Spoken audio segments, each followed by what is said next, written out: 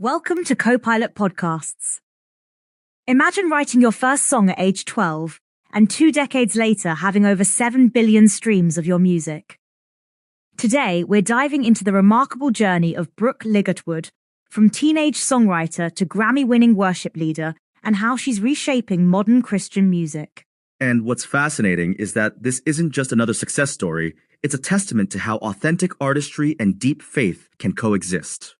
Let's start at the beginning. She was discovered at a Christian music festival in 2000, right? Yeah, and what's incredible is how quickly things moved after that. She signed with Sony BMG in 2002 and released her debut album What to Do with Daylight the following year. And that album was huge in New Zealand, wasn't it? Absolutely massive. It hit #1 on the charts there, and she followed that success with Albertine and Flags, both also reaching #1. But here's what I find fascinating. While she was building this successful mainstream career, she was also deeply involved in worship music, right? And that's what makes her story so unique. She was writing and leading worship songs like None But Jesus, while simultaneously touring with artists like John Mayer and David Bowie. That must have been quite a balancing act. You know, she has this really interesting perspective on that. She believes that for a follower of Christ, all of life is ministry, whether you're on a mainstream stage or leading worship. Speaking of worship music, let's talk about some of her most impactful songs. What a Beautiful Name is probably her most well-known worship song, and it actually won her a Grammy Award in 2018. That's incredible. And these songs have really resonated globally, haven't they? Oh yeah, her songs have been translated into more than 15 languages, and she's had multiple songs in the CCLI Top 25, which basically means they're being sung in churches all over the world. You know what I find really interesting? Her approach to songwriting. Ah, yes. She has this amazing perspective where she says songs aren't just falling from the sky, they're actually dug up from the dirt. What does she mean by that? Well, she believes that before you even put pen to paper, there needs to be this foundation of study, scripture, and most importantly, a surrendered life. That's such a different approach from how most people think about songwriting. Yeah, she actually says that the Lord hears the song of our lives way louder than the song of our lips. That's profound. Let's talk about her recent work. She just released an album called 8, right?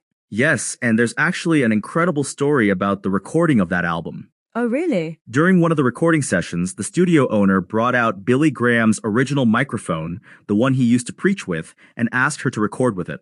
Wow, that must have been powerful. It was. She said it made everyone pause and think about the heritage they were standing in, about all the people who had been faithful with the gospel before them. And this new album was created during some challenging times for her, wasn't it? Yeah, she's been really open about that.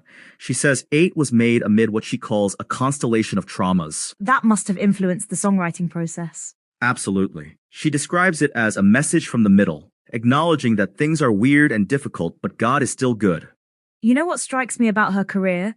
The numbers are just staggering. Right? 7 billion career streams, 20 million album sales, but what's really impressive is how she's maintained authenticity through all of it. Let's talk about her songwriting process. I heard she has an interesting take on that. Yeah, she actually doesn't write every day, which might surprise people. She sees the actual writing as the last step in a much longer process. What comes before that? She emphasizes study, scripture, serving her family, and surrender. She talks about how a well-crafted song is like the sharp tip of a spear. That's an interesting metaphor. Yeah, and she says what gives the song its power isn't just the sharp tip, it's the weight of a surrendered life behind it. That really challenges the idea of just writing when inspiration strikes. Exactly. She believes many songwriters spend time sharpening their spears, but without the weight of lived experience behind them, they're just sharpening toothpicks. Let's talk about her impact on modern worship music. Well, songs like What a Beautiful Name and King of Kings have become modern classics in churches worldwide.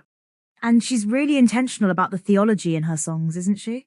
Absolutely. She talks about bringing art and theology together, making sure the songs aren't just emotionally powerful, but doctrinally sound. That must be quite a challenge. It is, but she sees it as crucial. She believes worship songs shape how people understand and relate to God. And she's really big on community in songwriting, right? Yeah, she actually says that's one of her biggest pieces of advice for young worship leaders, to lean hard into community. Why is that so important to her? She sees it as a way God disciples us. She talks about the richness of relationships built over 20 years of serving God together. That's beautiful. You know what else I find fascinating? How she handles success. Yeah, she has this quote from Charles Stanley that she lives by: obey God and leave all the consequences to Him. That's quite countercultural in today's results-driven world. Exactly. She talks about how freeing it is to live a life of faith that truly trusts God with the results. Let's talk about her influence on younger artists. She's really become a mentor figure in the worship music community, especially in helping others understand how to write songs that serve the church. And she teaches songwriting now too, right? Yes, she has courses where she breaks down her methods, but always emphasizes that the technical skills are just tools. The real power comes from a life lived in surrender to God. What do you think her legacy will be? I think it's her ability to bridge different worlds: pop and worship, artistry and theology, personal expression, and corporate worship. And she's still creating, still evolving. Absolutely. Her recent albums show she's not resting on past successes. She's continuing to push forward, to dig deeper. What can other artists learn from her journey? I think the big lesson is that authenticity and excellence aren't mutually exclusive. You can be true to your faith while creating at the highest level. And staying grounded through success. Yes, she's shown that it's possible to reach millions while maintaining your integrity and staying focused on what matters most. Well, that brings us to the end of today's episode of Co-Pilot Podcasts. Brooke Ligertwood's journey reminds us that great art often comes from a place of authenticity and surrender. And maybe that's the real lesson here.